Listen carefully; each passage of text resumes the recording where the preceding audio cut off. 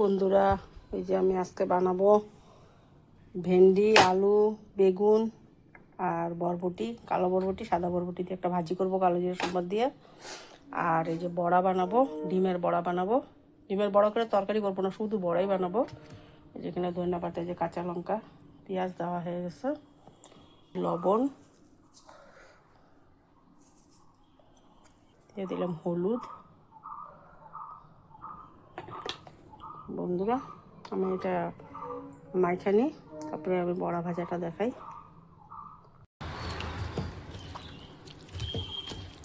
এখন বন্ধুরা মাখা হয়ে গেছে, এখন আমি একে একে বড়া ভেজে নেব।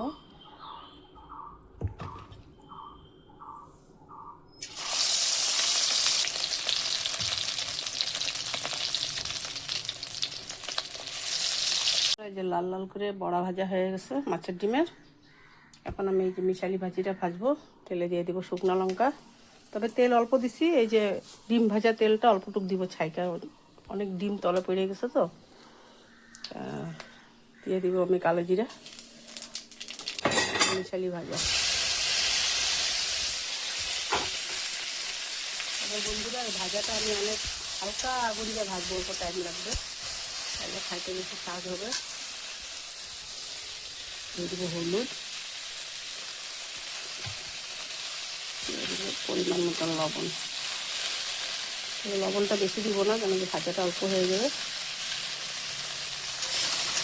কীরকম লবণ খাই জানি না, আমি তবে একটু লবণ হলুদটা কমই খাই তরকারিতে, মানে আমার আন্দাজে ঠিক থাকে। আগে মাছ ভাজা তেলটার মধ্যে যদি ফোড়ন দিতাম না, জলা জলা গন্ধ করতে, এখন তেলটা দিয়ে দিব।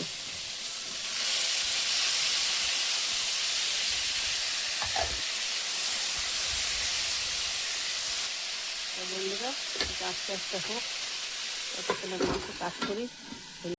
এই যে বরবটি, এগুলিতে মিশালি ভাজা আর বড়া, তা আজকে এইটাই আমি রান্না করলাম।